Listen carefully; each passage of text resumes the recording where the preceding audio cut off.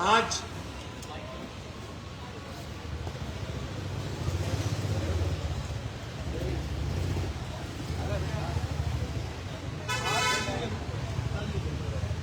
पच्चीस दिसंबर है।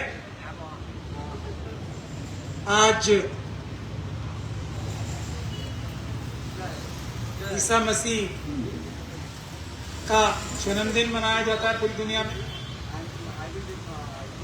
आज के दिन या आज के दिन से एक दिन पहले 24 तारीख की रात 24 तारीख को मेरे ऑफिस में रेड हुई थी 2020 में 21 में सॉरी। और आज ही के दिन को जाना जाता है मनुस्मृति दहन दिवस के रूप में। 1927 में बाबा साहब डॉक्टर भीमराव अंबेडकर ने सबसे पहले महान आंदोलन किया था। उसके बाद 25 दिसंबर को मनुस्मृति दहन किया था। ये दोनों जो इश्यूज थे ये छुआछूत के खिलाफ थे। और जैसे मुझसे पहले अभी वक्ता बोल के गए हैं कि ये बाबा साहब ने यह भी बोला था कि शिक्षा वो शेरनी का दूध है, जो पिएगा वो दहाड़ेगा। वो भी एक सिंबॉलिक बात थी। मनुस्मृति का दहन भी एक सिंबॉलिक बात थी। और महान आंदोलन में तालाब से पानी लेकर पीना जो मना था वो भी एक सिंबॉलिक बात थी। मनुस्मृति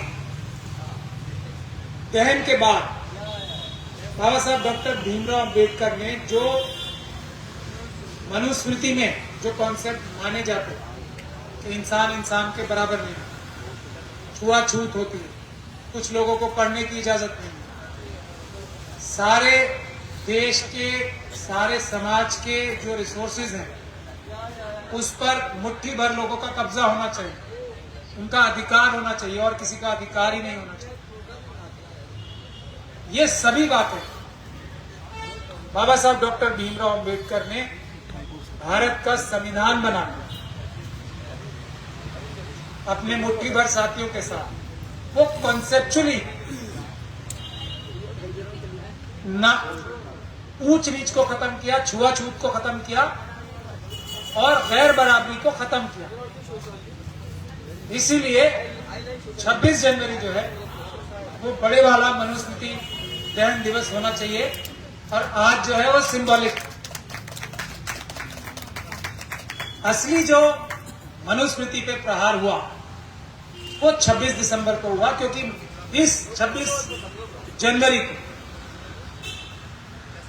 जनवरी के दिन बाबा साहब डॉक्टर भीमराव अंबेडकर ने एक ऐसा दुनिया का सबसे बेहतरीन संविधान लाया जिसमें हर इंसान बराबर है, हर इंसान को शिक्षा की बराबर की हकदारी है, हर इंसान को रोजगार की, खुशहाली की बराबर की हकदारी है। और जो भी व्यक्ति भेदभाव करेगा उसको सजा देने का प्रावधान भी इसी संविधान में लाया। इसीलिए असली मनुस्मृति दहन दिवस यदि कोई होना चाहिए तो वो संविधान दिवस ही होना चाहिए। मेरा ऐसा मानना है।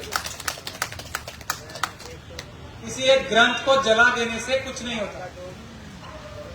अगर वो अच्छा है तो उस पर अमल करने से, किसी एक ग्रंथ को लिख देने से अच्छा नहीं हो जाता। वो उस ग्रंथ में अच्छी बातें हैं तो उस पर अमल करने से वो ग्रंथ अच्छा होता है, क्योंकि जो उस ग्रंथ के मानने वाले हैं वो उस पर अमल करते हैं, उसको दिल से पसंद करते हैं। एक झूठ और ढकोसला और एक आडंबर नहीं करते कि हम हैं तो अम्बेडकरवादी लेकिन संविधान का पालन नहीं करेंगे। हम हैं तो भारत के प्रधानमंत्री, शपथ तो भारत के संविधान की लेके आते हैं, प्रधानमंत्री वैसे बनते हैं भारत की शपथ लेके, लेकिन संविधान की झूठी शपथ खाएंगे, संविधान की मूलभूत भावना के खिलाफ काम करेंगे। तो मेरा यह मानना है कि 26 जनवरी संविधान दिवस ही सबसे बड़ा हमारे देश का। और अगर कोई, हम लोग मनुवाद को क्या समझते हैं जिसलिए उसकी मुखालफत करते हैं या ऑपोजिशन करते हैं, कि मनुवाद हमें लगता है वो ये कहता है इंसान इंसान के बराबर नहीं होता, पुरुष महिला बराबर नहीं होती, महिला पुरुष की सेवा करने के लिए पैदा होती है, सभी लोग एक खास वर्ग की सेवा करने के लिए पैदा होते हैं। ये हम समझते हैं, ये मनुवाद है, इसीलिए हम इसकी अपोजिशन करते हैं। और हम तो हम अम्बेडकरवादी सच्चे तभी होंगे जब हम जो अम्बेडकरवाद है, जो संविधानवाद है, उस पर अपनी पूरी ताकत लगा के अमल करेंगे और दूसरे लोगों को भी कन्विंस करेंगे जो इस पे अमल नहीं करते या जो इसको समझ नहीं पाते या जो नासमझी में भी या लालच में भी अच्छा लगता है ना कि मैं किसी को अपना गुलाम बना के रखूं, एक अच्छी फीलिंग भी आती है, मेरे इतने सारे गुलाम हैं, तो ये गलत होगा, ये गुनाह, ये बुरी बात। तो लोगों को कन्विंस करें, किसी को दबा के रखना बुरी बात होती है, किसी से के साथ अन्याय करना बुरी बात होती है, ये मानवता नहीं होती कि किसी को आप अपने से छोटा समझो, किसी को आप उसकी मजबूरी का फायदा उठा के उसको एक्सप्लॉइट करो, किसी को आप उसके गरीबी का फायदा उठा के उसको फाइनेंशियली एक्सप्लॉइट करो, उससे ज्यादा काम कराओ, जितने उसको पैसे दे रहे हो उससे कहीं ज्यादा काम कराओ, किसी को धोखा देके वोट लो, ये सब अम्बेडकरवाद के खिलाफ बात है। जो सच्चे अम्बेडकरवादी हैं वो, अब बहुत सारे लोग अब ये कह रहे हैं कि ये जो बुद्धिज्म है, आज हम अभी जंतर मंतर से आ रहे हैं, वहां पे एक प्रोग्राम था जो बौद्ध समाज के लोगों ने रखा था, तो किसी भी धर्म के मानने वाले बाबा साहब डॉक्टर भीमराव अंबेडकर ने इसीलिए ना सिर्फ धर्म को पालन करने की आजादी भारत के संविधान में दी है, बहुत लॉजिकल डॉक्यूमेंट है ये, मतलब इसमें ऐसा नहीं है कि कुछ भी चीज बाबा साहब के मन की थी इसलिए थोपी गई, सब कुछ ऐसा है जो पूरी सोसाइटी का भला करेगा, पूरी सोसाइटी में प्यार मोहब्बत रखेगा और हम देश के तौर पे और मानवता के तौर पे एक मनुष्य के साथ रहकर खुशहाल रह पाए। सिर्फ ये कोई बाबा साहब की एक कोई वो नहीं थी कि उनके मन में आया ऐसा और वैसा कराना है सबसे, ये सब कुछ सोच समझ के सबकी भलाई के लिए कराया गया है। और आज जो लोग, जो 12% लोग हैं जो संविधान से शायद थोड़ा बहुत नाराज रहते हैं, समझदार जो उनमें वो नाराज नहीं रहते, जो लोग उनमें समझदार नहीं हैं वो इस बराबरी के डॉक्यूमेंट से, इस इंसाफ और बराबरी के डॉक्यूमेंट से ना खुश रहते हैं। वो ऐसा सोचते हैं कि कुछ तो उनकी जन्म से हक अधिकार है, वो ऐसा सोचते हैं कि वो ज्यादा कॉम्पिटेंट है, वो असलियत नहीं जानते, वो असलियत भूल जाते।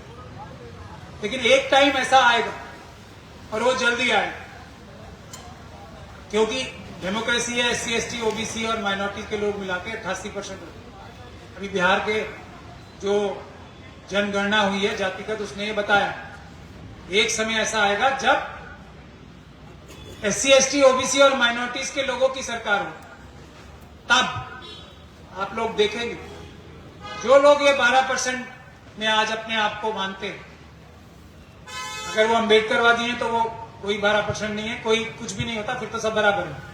लेकिन जो अपने आप को आज ऊपर मान रहा है, अगर बहुजन समाज की सरकारें आएंगी तो यही संविधान है।